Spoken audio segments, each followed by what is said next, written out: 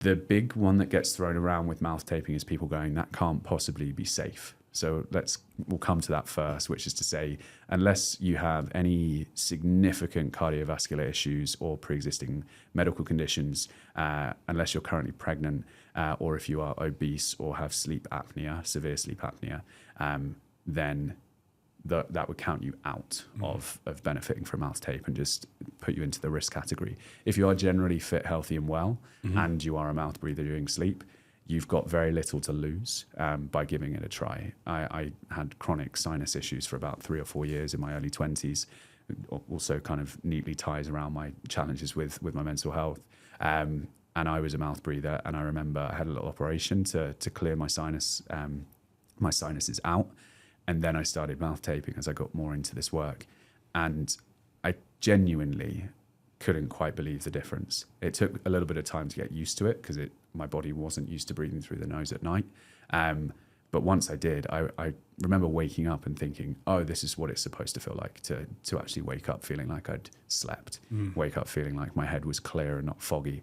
And so there's those two sides to the coin. We have to start with the kind of day-to-day waking piece around just bringing more attention to how you're breathing in certain points, bringing it back to that functional nasal breathing, and then also the nighttime piece that can make quite a big difference, especially if you are falling into mouth breathing at night, because you could spend 16 hours a day breathing well and breathing consciously and functionally, and then go to sleep for 8 hours and take a lot of that good work away if you are breathing through the mouth.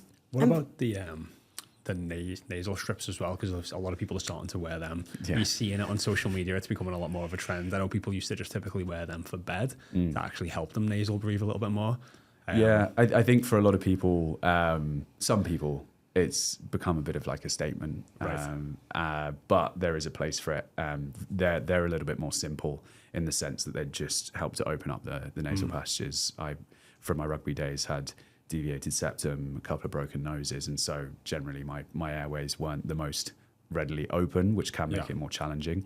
And so if anyone does have any difficulties from a congestion perspective or just from a nasal breathing perspective, if that feels mechanically and sort of physiologically challenging, then they can be a really kind of simple quick fix as well, both for sleep and during the day.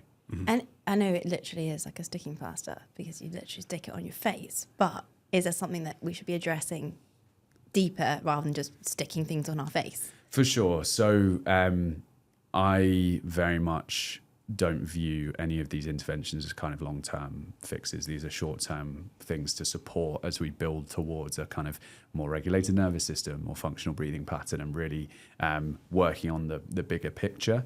But there is a lot of good to be found in supporting yourself in those initial stages.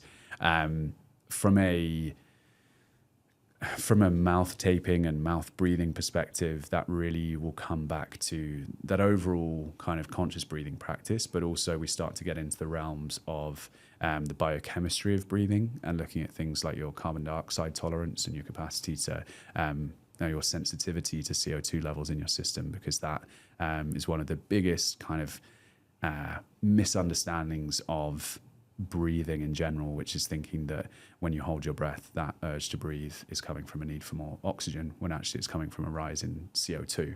And so there's a little bit around mouth breathing and stress and anxiety that ties back to biochemistry and carbon dioxide as well, that we can start to address and really get into the nitty gritty of breath and sort of respiratory physiology as well.